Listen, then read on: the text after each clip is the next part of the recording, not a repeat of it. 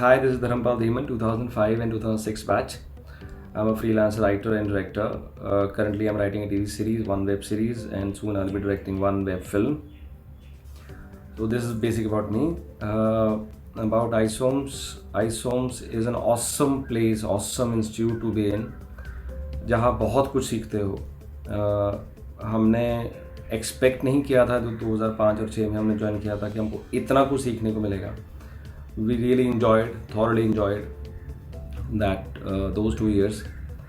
Really thankful to Subodh sir, Tanuja ma'am, Arpita ma'am for their great support and great knowledge जो उन्होंने हमको दिया है.